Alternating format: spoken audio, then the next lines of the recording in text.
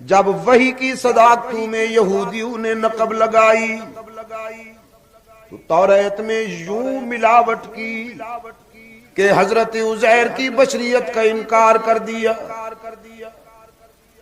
کہنے لگے ہمارا نبی دیکھنے میں تو انسان ہے لیکن نبی پردے میں ہے لیکن خدا معلوم ہوتا ہے. اور جب عیسائیوں کو تانا دیا یہودیوں نے کہ اپنے نبی کا باپ بتاؤ، یہودیوں کے تانے سے جان چھڑانے کے لیے عیسائیوں نے بھی وہی موقف اپنا لیا کہ هو المسیح ابن اللہ، ہمارا نبی بھی اللہ کا بیٹا ہے، ہم کوئی کسی سے کم ہیں. یہ تو اوپر سے بس دیکھنے میں انسان لگتا ہے ورنہ اندر سے بس.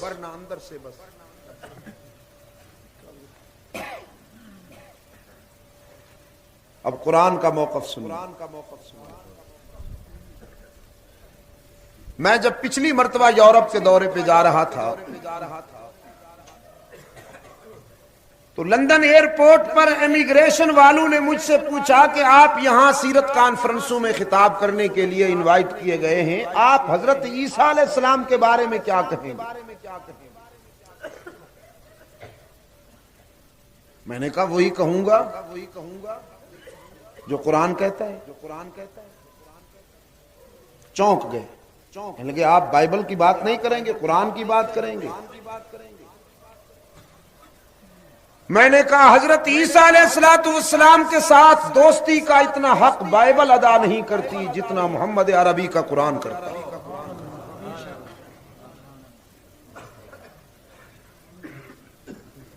بائبل تو تمہاری ہوس کی چوٹیں کھا کھا کر بیچاری حلیہ ہی بدل چکا ہے اس کا. وہ اپنی اصلی حالت میں کہاں رہی ہے کہ وہ دوستی کر سکے گی. بائبل نے یہ نقطہ نظر پیش کیا کہ عیسیٰ علیہ السلام خدا کے بیٹے ہیں،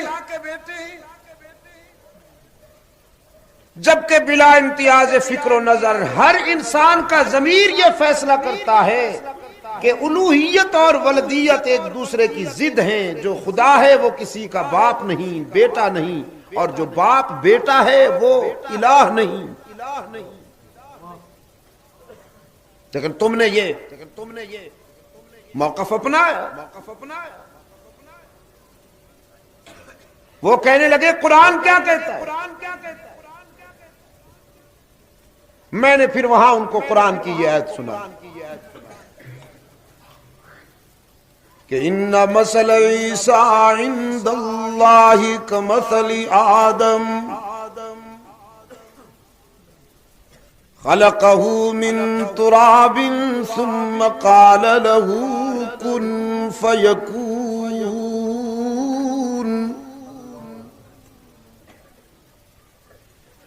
حضرت عیسیٰ علیہ السلام کی مثال اللہ کے نزدیک آدم جیسی سمجھ لیجئے. قرآن پاک نے یہودیوں کے دل و دماغ پر دستک دیتے ہوئے متوجہ کیا تم حضرت عیسیٰ کا باپ پوچھتے ہو، پہلے اپنے باپ کا باپ دکھاؤ نا. آدم کو تو باپ مانتے ہو، آدم کا باپ دکھاؤ نا. عیسیٰ علیہ السلام کا تو صرف باپ نہیں، آدم کی تو ماں بھی نہیں، باپ بھی نہیں. اسے مان بیٹھے ہو. آدم کی تخلیق آبجیکشنیبل نہیں ہے، اس پر اعتراض کرتے ہو تو تمہاری نیت میں فطور ہے نا. اور پھر قرآن پاک نے واضح کر دیا تمہیں مخلوق کی طرف نہیں دیکھنا چاہیے، خالق کی طرف دیکھنا چاہیے.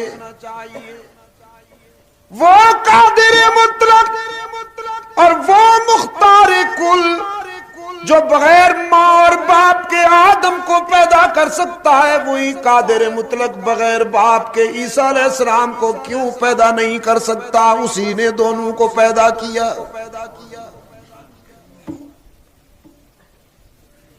پھر کہنے لگے مادر میری کے متعلق قرآن کیا کہتا ہے؟ حضرت مریم علیہ السلام کے بارے میں نے کہا حضرت مریم علیہ السلام کے بارے میں بھی قرآن پاک نے جو دوستانہ دفاع کیا ہے بائبل کہاں کر سکتی ہے. جب یہودی اس عفیفہ کو تانے دے رہے تھے، الزامات عائد کر رہے تھے، تو قرآن پاک نے کائنات کے چوراہے پر اعلان کیا وَأُمُّهُ صِدِّيقَةٌ، تم مریم پر اعتراض کرتے ہو، جبکہ مریم تو وہ عظیم پاک باز خاتون ہے کہ دامن نچوڑ دے تو فرشتے وضو کرے.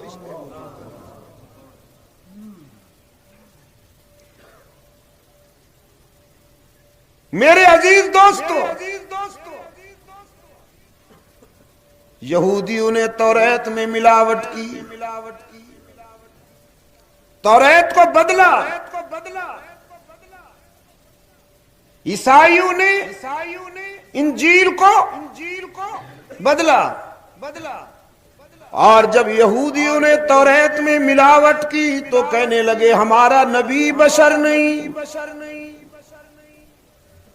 جب عیسائیوں نے توریت میں ملاوٹ کی تو کہنے لگے ہمارا نبی بشر نہیں. یہ خدا کی جنس ہے.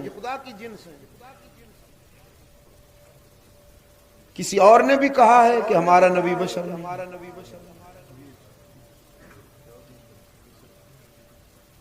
کس نے کہا؟ عجیب انکشاف کر رہے ہیں.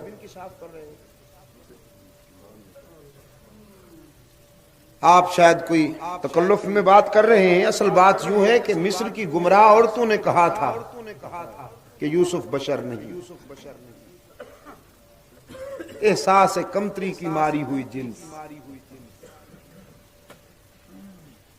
مقام بشریت سے بے خبر جنس. جب حضرت یوسف علیہ السلام ان کے سامنے آتے ہیں اور یہ بٹھائی گئی ہیں نظارے کے لیے، عزیز مصر کی بیوی نے حضرت یوسف کو دکھانے کے لیے انہیں جمع کیا تھا، کیونکہ یہ تانے دے رہی تھی کل تک جو بازار میں بکتا تھا عزیز مصر کی بیگم نے اسے اپنا محبوب بنا کے شہزادیوں کے ذوق کو بھی بدنام کر دیا. قرآن پاک نے اطلاع دی فلما سمعت بمکرہن ارسلت الیہن، جب عزیز مصر کی بیوی نے یہ تانا سنا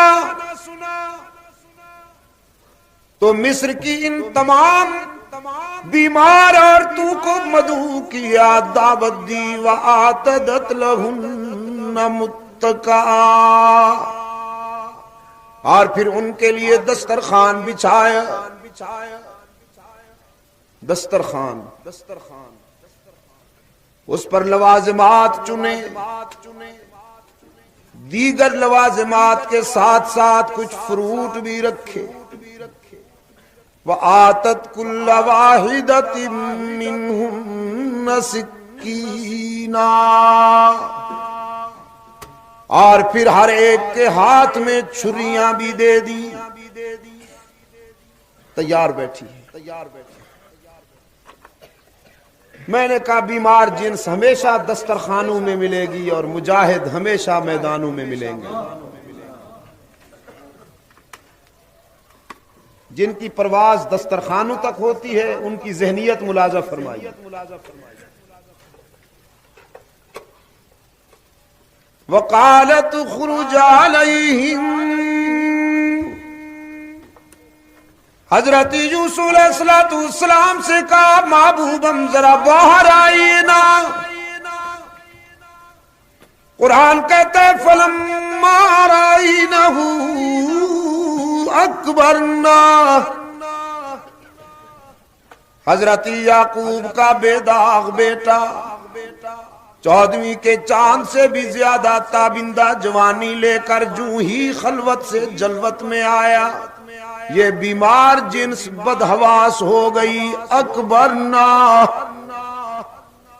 ذہنی توازن کھو بیٹھی.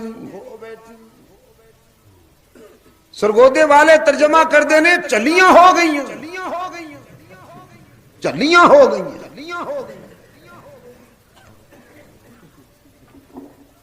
پشاور والے نے ترجمہ کیتا لیونیاں شو.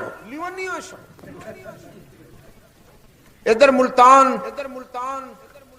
مظفر گڑھ بہاولپور ریاست سرائکی والے نے ترجمہ کیتا کملیاں تھی گئی ہیں.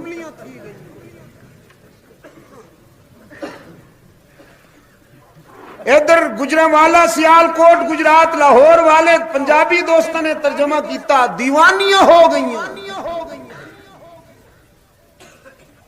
پپلا کے دوستو حسن پیغمبر کو دیکھ کر دیوانہ ہو جانا یہ بھی پرانی بیماری. آج بھی کبھی کبھی کانوں میں آواز پڑتی ہے چھڈو جی اسی تے حضور دے دیوانے.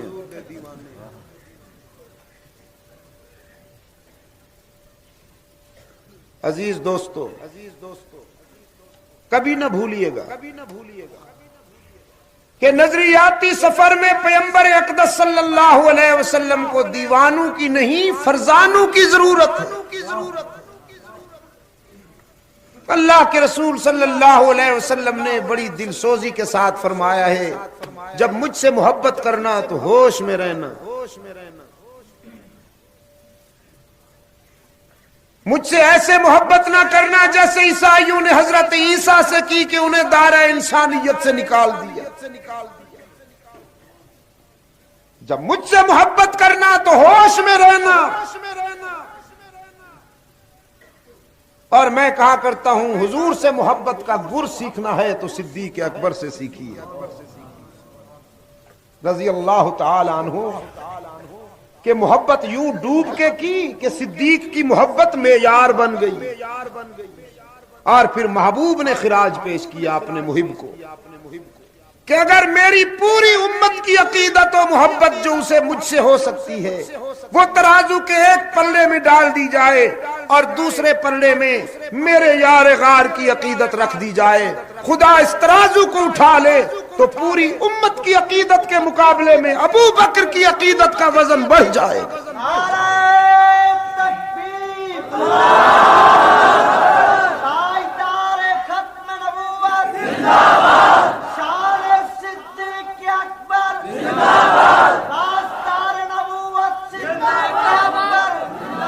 محبت ایسے کی کہ صدیق اکبر کی محبت معیار ہو گئی قیامت تک کے لیے. لیکن باہوش اتنا ہے کہ وصال نبوی کے دن رسول اکرم صلی اللہ علیہ وسلم کے وصال کے دن جب فاروق اعظم جیسا مضبوط اعصاب والا انسان, جری انسان, فرط غم میں تلوار ہاتھ میں لیے ہوئے ہے مدینہ کی گلیوں میں زخمی شیر کی طرح گھومتا ہے اور فرماتا ہے خبردار اگر کسی نے یہ کہا کہ حضور فوت ہو گئے ہیں تو وہ میری تلوار کی زد سے نہیں بچ سکے, میں اس کا سر اڑا دوں گا. صدیق اکبر رضی اللہ تعالی عنہ کو پتہ چلا, تشریف لائے, فاروق اعظم کا بازو پکڑا, دوسرے صحابہ کرام بھی جمع ہو گئے, فاروق اعظم کو سامنے بٹھایا اور جو خطبہ دیا ہے جناب صدیق اکبر رضی اللہ تعالی عنہ نے, بخدا ایک ایک لفظ صدیق اکبر کا ایک ایک لفظ ملت اسلامیہ کے لیے روشنی کا مینار نظر آتا. فرمایا من کان یعبد محمدا فإن محمدا قد مات. عمر سن, محمد عربی صلی اللہ علیہ وسلم خدا نہیں تھے, محبوب خدا تھے جو ہمیشہ زندہ رہنے والا ہے. وہ بس کون ہے؟ پپلا کے بے زبانوں, جو ہمیشہ زندہ رہنے والا ہے وہ کون ہے؟ باقی تو سب پہ موت کا ضابطہ لاگو ہوگا. کل نفس ذائقۃ الموت, یہ اور بات ہے کہ پیغمبر کی موت عام انسانوں کی موت جیسی نہیں، جس طرح رسول کی زندگی امتیازی ہے پیغمبر کی موت بھی امتیازی ہے۔ اس سلسلے میں بھی کوئی غلط فہمی نہیں ہونی چاہیے۔ بعض بد نصیب بلڈوزر چلاتے ہیں سب کو یکساں طور پر، حالانکہ جب سرکار دو عالم صلی اللہ علیہ وسلم کے قریب آتا ہے صدیق اکبر خطبہ دے کر حضور کے قریب آتا ہے، چادر تنی ہوئی تھی، رحمت عالم صلی اللہ علیہ وسلم کے چہرہ انور سے صدیق اکبر نے چادر ہٹائی اور پھر آنکھوں سے محبت کے دو موتی گر پڑے، فرمانے لگے میرے یار جا رہے ہیں آپ، طبت حیم و میتا، تیری زندگی بھی پاکیزہ ہے، تیری موت بھی پاکیزہ ہے۔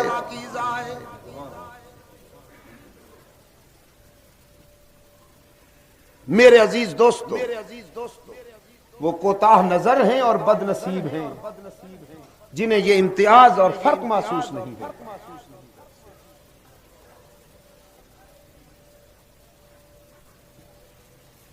حضرت صدیق اکبر رضی اللہ تعالیٰ عنہ نے فاروق اعظم کے دل و دماغ میں یہ حقیقت اتار دی کہ ہمیشہ زندہ رہنے والی ذات تو بس اللہ ہی کی ذات ہے۔ وما محمد الا رسول قد خلت من قبله الرسل افإن مات أو قتل انقلبتم على أعقابكم۔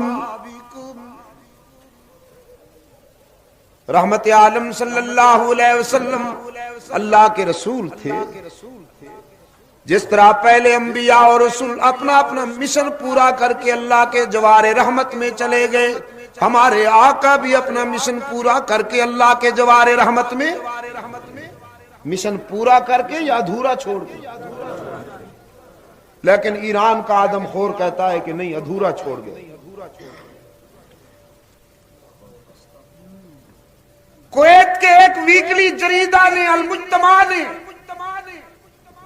اس کا بیان جاری کیا ہے، وہ فوٹو سٹیٹ میرے پاس موجود ہے، اس میں لکھا ہے کہ حضور اکرم مشن میں کامیاب نہیں گئے، کوشش تو بڑی کی لیکن وہ اپنا مشن مکمل نہیں کر سکے، وہ میں کروں گا پورا۔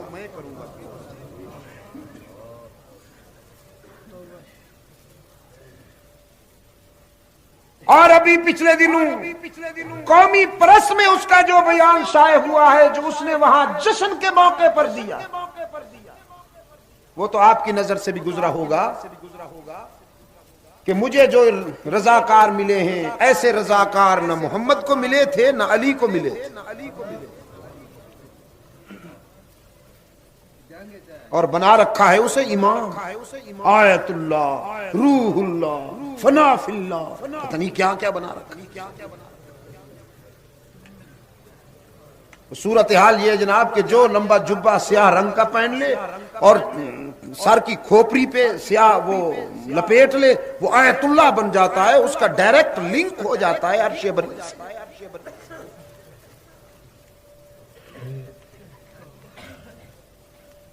اسکاٹ لینڈ ایک جگہ ہے، وہاں ایک مقام ہے ایڈنبرا۔ آپ نے تاریخ کا اگر مطالعہ کیا ہے تو آپ کو معلوم ہوگا کہ ایڈنبرا کے قلعہ میں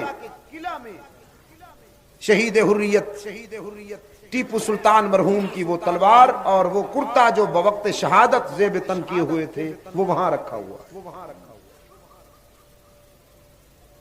کیونکہ سلطان ٹیپو مرحوم زخمی ہونے کے باوجود جب پڑے تھے تو وہیں ایڈنبرا کا ایک انگریز جرنیل ان کے قریب گزرا اور شیر میسور کو زخمی دیکھ کر اس نے بوٹ کی ٹھوکر لگائی ہے سلطان ٹیپو کو کہ تم نے مزہ چکھ لیا۔ زخمی ہونے کے باوجود ٹیپو سلطان کی تلوار جو قریب پڑی تھی وہ اٹھائی اور یورپ کے اس کتے کے پیٹ میں گھونپ کر زخمی ہونے کے باوجود اسے ہلاک کر دیا۔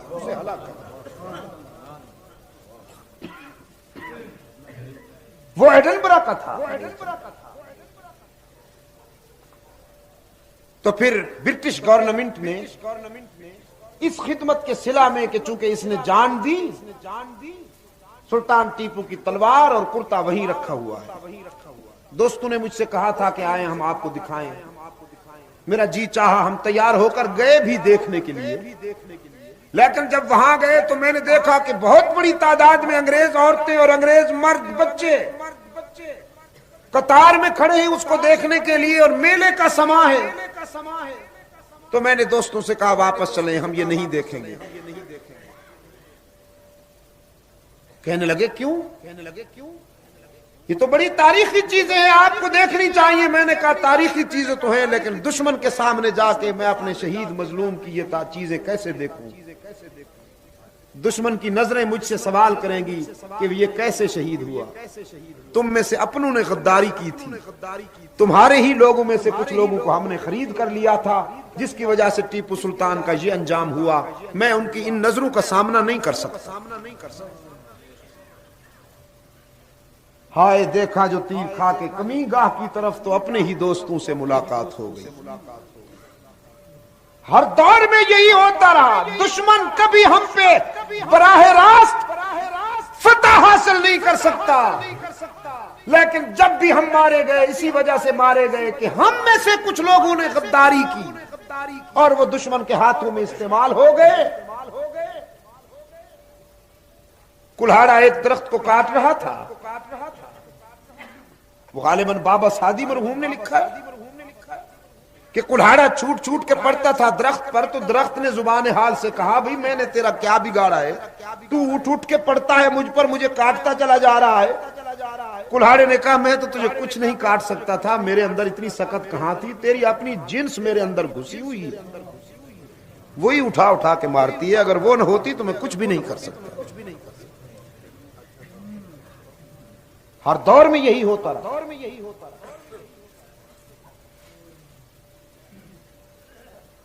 اپنوں کی مہربانیاں بے شمار ہیں دوست۔ تو ایڈنبرا کی سیرت کانفرنس کے بعد مجھ سے ایک بوڑھے انگریز نے اردو میں گفتگو کرتے ہوئے پوچھا کہ ایران میں جو کچھ ہو رہا ہے یہی اسلام یہی ہے؟ اردو بڑی شستہ بولتا تھا، کم یہاں برے صغیر میں رہا ہے وہ کئی سالوں تک، لیکن انگریز کی اردو شستہ بھی ہو تو بہرحال لنگڑی تو ہوتی ہی ہے نا۔ انگریز جب اردو بولتا ہے تو یوں لگتا ہے جیسے ابو جہل کلمہ پڑھ رہا ہے۔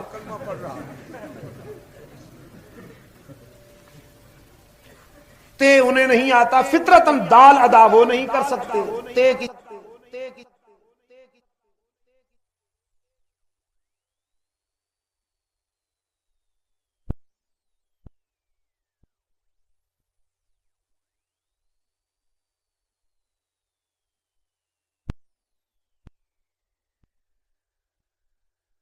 بولیں گے، دال کی جگہ ڈال بولیں گے، اس لیے کہ انگلش گرامر میں تے اور دال جیم وغیرہ ہے ہی نہیں۔ مجھ سے کہنے لگا اسلام یہی ہے جو ایران میں جس کا منظر سامنے آتا ہے؟ میں نے اس سے کہا بالکل نہیں، اسلام کا یہ آدم خور ذوق نہیں ہے جو اس کا ہے، کہ جب تک روزانہ 100-150 آدمیوں کو بھون نہ ڈالے اس وقت تک اسے کھانا ہضم نہیں ہوتا، اور جب آدمی مرنے کے لیے نہ ملے، گولی سے اڑانے کے لیے نہ ملے، تو پھر حضرت چلے میں چلے جاتے ہیں، چلے میں جا کے پھر ایک نئی فہرست تیار ہوتی ہے، پھر جو ہی باہر نکلتے ہیں سلسلہ شروع ہو جاتا ہے۔ اسلام کا یہ مزاج نہیں، اسلام کا اگر آپ نے مزاج سمجھنا ہے تو مکہ میں فاتح بن کر داخل ہونے والے قائد اعظم صلی اللہ علیہ وسلم کو دیکھیے۔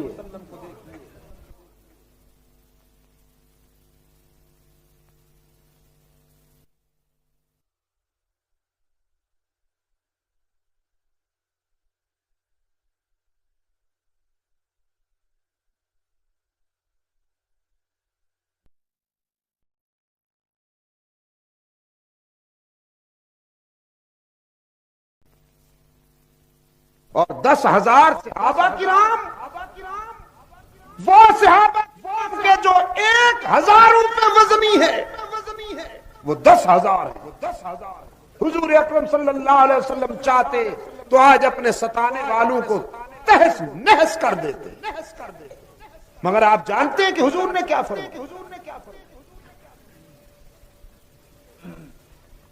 حضرت سعد بن عبادہ رضی اللہ تعالی عنہ سید الانصار،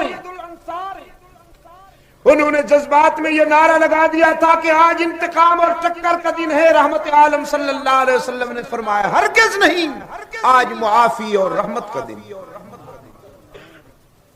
اور تنبیہاً حضرت سعد سے جھنڈا لے لیا، حضرت علی کو بلایا، فرمایا علی تم یہ جھنڈا اٹھاؤ. اب تاریخ میں 3 مرحلے ہیں جہاں حضور اکرم صلی اللہ علیہ وسلم نے جھنڈا حضرت علی کو دیا. ایک فتح مکہ کے موقع پر، ایک بدر میں جب اسلام کا علم بردار زخمی ہو کر گر گیا اور پرچم اسلامی نہیں مل رہا تھا. رحمت عالم صلی اللہ علیہ وسلم کی خدمت میں مجاہدین اسلام نے جب یہ اطلاع دی کہ حضور اسلام کا پرچم بھی نظر نہیں آ رہا اور پرچم بردار بھی زخمی ہو کے گر گیا ہے، اب ہم کس کپڑے کو اسلام کا پرچم بنائیں اور وہ پرچم کون اٹھائے؟ تو رسول اکرم صلی اللہ علیہ وسلم نے فرمایا تم ٹھہرو. خیمے میں تشریف لے گئے. کچھ دیر کے بعد سیدہ عائشہ صدیقہ کی اوڑھنی لے آئے، حضرت عائشہ کی چادر لے آئے اور فرمایا اب یہ اسلام کا پرچم بن کر لہرائے گی. اور فرمایا علی کہاں ہے؟ حضرت علی رضی اللہ تعالیٰ عنہ نے عرض کیا حضور حاضر ہوں. فرمائیے کیا حکم ہے؟ پیغمبر نے فرمایا آج عائشہ کی اوڑھنی اسلام کا پرچم بنے گی اور اس پرچم کو علی کے ہاتھ بلند کریں گے. نعرہ تکبیر، شان عائشہ صدیقہ.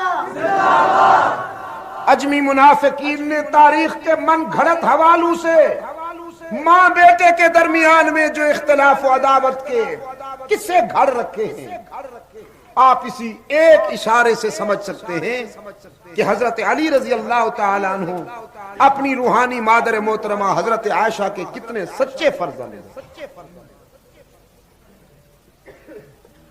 ایک اس موقع پر اور ایک خیبر کے مرحلے پر. اور اتفاق بڑا عجیب ہے کہ حضرت علی رضی اللہ تعالی عنہ کے ہاتھوں میں جب بھی جھنڈا آیا اللہ نے فتح عطا کی. سرکار دو عالم صلی اللہ علیہ وسلم نے مکہ کے خاموش در و دیوار پر قرآن کی آیت نشر کی. فرمایا مکہ والو تم نے ہمیں ستایا تھا، آج ہم تمہیں معاف کرنے کے لیے آئے ہیں. آج میں تمہارے لیے وہی جذبات رکھتا ہوں جو میرے بھائی کے جذبات تھے، حضرت یوسف کے اپنے بھائیوں کے متعلق کہ لا تثریب علیکم اليوم، آج تمہیں اپنے ماضی پر شرمندہ ہونے کی بھی ضرورت نہیں. تو اسلام تو یہ ہے. میں عرض کر رہا تھا آپ کی خدمت میں کہ حضرت صدیق اکبر رضی اللہ تعالیٰ عنہ جناب فاروق اعظم رضی اللہ تعالیٰ عنہ سے فرماتے ہیں جیسے پہلے انبیاء اپنا مشن پورا کر کے دنیا سے چلے گئے ہیں، رحمت عالم صلی اللہ علیہ وسلم بھی اپنا مشن پورا کر کے جا رہے ہیں. تو اب آپ گھبراتے کیوں ہیں؟ آپ کو یہ حقیقت سمجھ میں آتی کیوں نہیں؟ فاروق اعظم فرماتے ہیں مجھے یوں محسوس ہوا جیسے یہ آیتیں اب نازل ہو رہی ہیں. اب آنکھیں برسنا شروع ہوئی اور میرے ضمیر نے فیصلہ دیا کہ صدیق اکبر جو کچھ کہتا ہے وہی سچ ہے. تو محبت یوں کیجیے کہ فنا فی الرسول ہونے کے باوجود باہوش ہے. لیکن مصر کی بیمار جنس نے حسن یوسفی کا نظارہ کرتے ہی قطعن ایدیہم، دیوانگی کے عالم میں ہاتھ کاٹ بیٹھی. وَقُلْنَا حَاشَ لِلَّهِ مَا هَذَا بَشَرًا اور پھر قسمیں کھا کھا کے کہنے لگی ہم نے سمجھا تھا کوئی انسان ہوگا، لیکن یوسف تو بشر نہیں، بشر تو ہم جیسے گناہگار ہوتے ہیں، یوسف بشر نہیں۔ ان ھذا الا ملک کریم، یہ تو کوئی سینئر قسم کا نوری معلوم ہوتا ہے، بہت